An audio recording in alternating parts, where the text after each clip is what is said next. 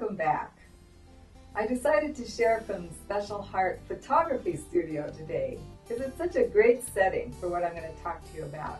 You know, our kids have a mirror that they look into each day to see who they are. It's our face. They look to see if they're a source of embarrassment or parental pride. They look to see if they're a bother or a blessing. They look at their parents to see if there's a smile of joy or a scowl of disapproval. It's scary. I know how scary it can be.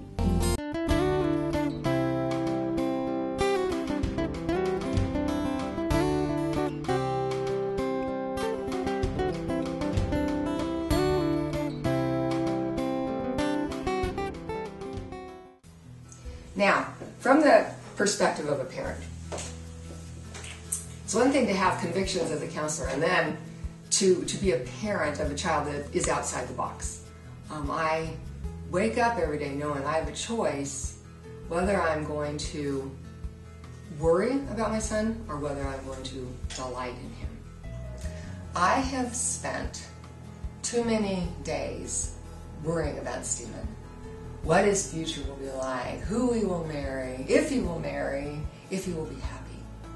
And I don't want to make those choices anymore. And I don't want to teach Stephen to worry because he's watched me worry all his life. Rather, I want to teach him to enjoy life because he watched me delight in him.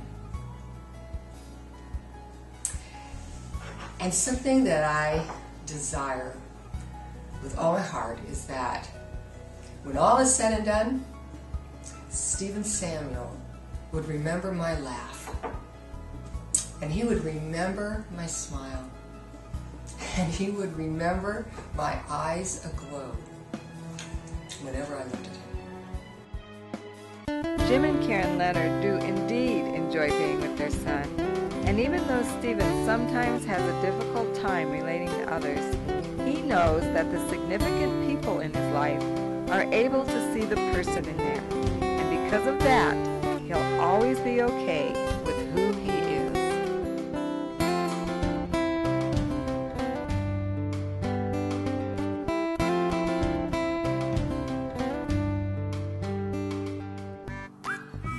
Belinda and Peter live in the outback of Western Australia with their 4 children.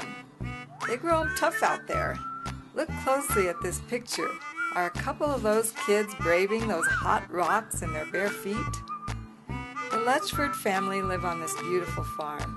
It may look secluded, but they have plenty of opportunity to touch the lives of others. They experience things in Australia that are different from what we experience, yet we have a lot in common. One thing being the desire to raise our kids, each one of our kids, to be the best that they can be.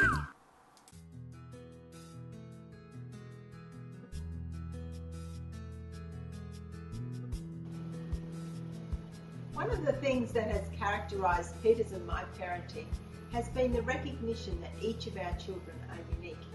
In hindsight, I can see that this alone gave us a tremendous foundation for handling the difficulties that our youngest son Daniel has had to face. Though each child is unique, which brings about a unique learning style, unique personalities, unique giftings, unique ways of thinking and unique passions, Jesus actually holds us to the same expectation. He made this clear when he gave us his commandment to love God with all our heart, mind and soul, and to love our neighbour as ourselves. There is no qualification on this command. It is for all to obey. This verse has become pivotal in our parenting each of our children, including Daniel. Because each of our 4 children are different, even before we started to be aware of the challenges Daniel had to face, I started to see that the standard of God's word remains the same for each child, and yet the journey was going to look different. Over the years, as we've faced many different challenges, this truth has been my mainstay. I have reminded myself that God's standard doesn't change, and yet the journey does look different for each of God's children.